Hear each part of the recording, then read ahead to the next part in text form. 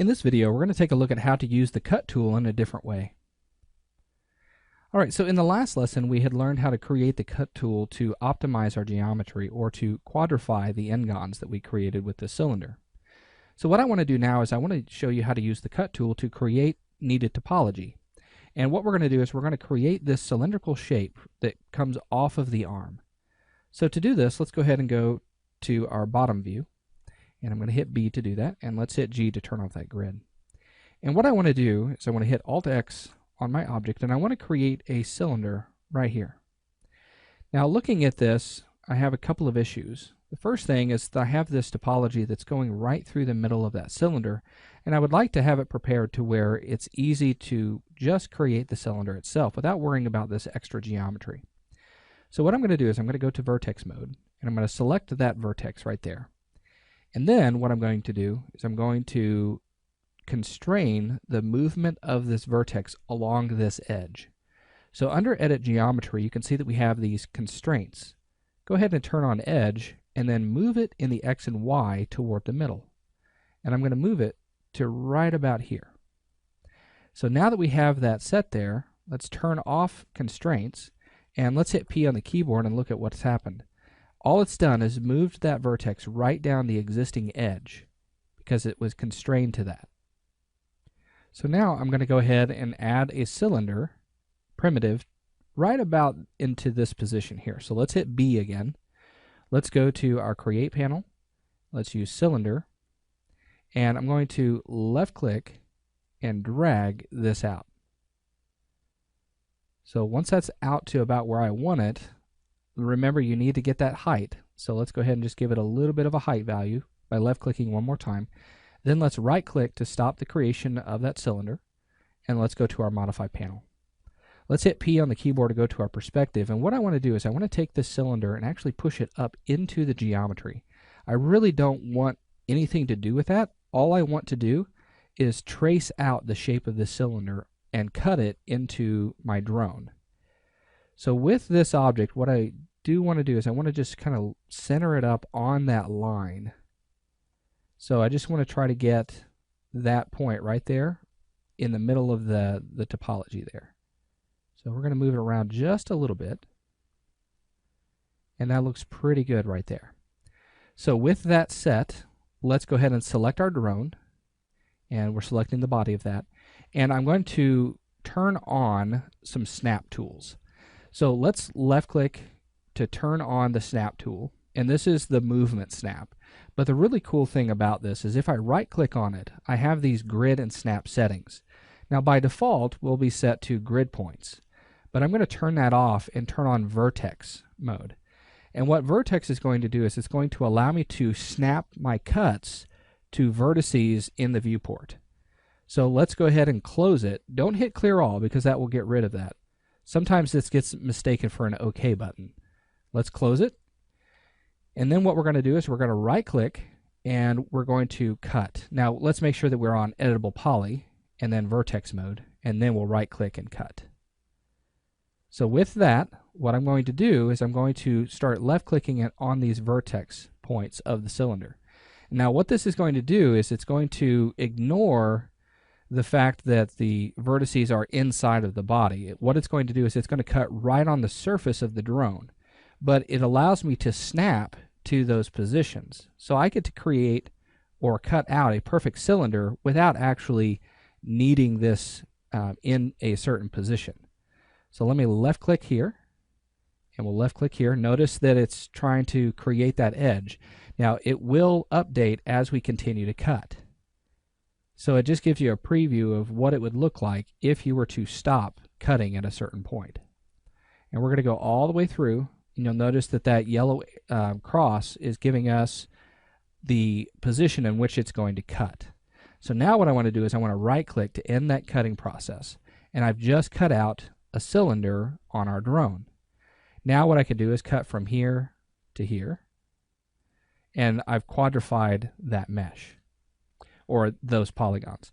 Now the next thing that I need to do is I need to quadrify these, because whenever you cut a shape out of an existing piece like this, you're creating n-gons. So as you can see, we actually have 1, 2, 3, 4, 5, 6, 7, 8 sides on this.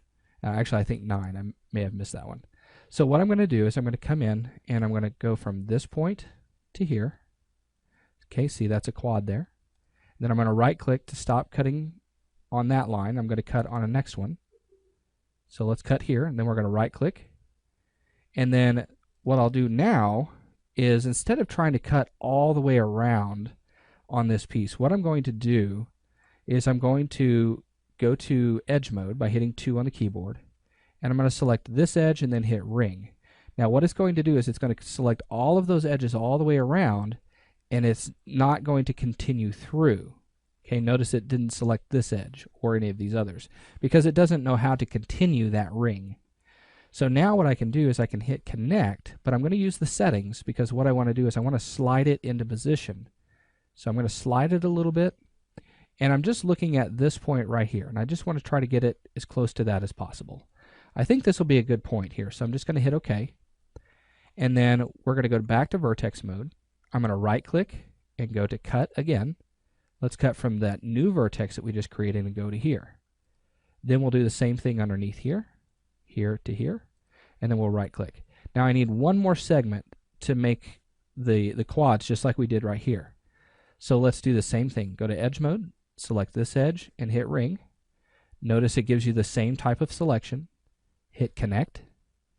We could go ahead and slide that if we want, but I'm going to go ahead and just put it at 0 and then hit OK on that. And then I'm going to go to vertex mode. We'll right click, cut from this point to here. Okay, and then we're going to cut from here to here. And then I have everything that I need to go from this point right down to here. So I've just now quadrified those n-gons that we had there. And we've created this nice cylindrical shape that we needed for that detail. So now if I right click, I can get rid of that cylinder that's on the inside just by deleting it. And then now I can go to polygon mode, select those polygons that we just created, and if we go to our front view, all I have to do at this point is now go ahead and just extrude it down. Now you'll notice that it's extruding off in this diagonal direction, and I really don't want that. I want it to come straight down. So to get it to come straight down, what I'll do is go ahead and type in 0 on the height and then hit OK. When I do this, it creates that extrusion, but then I can actually just move it straight down where I want it.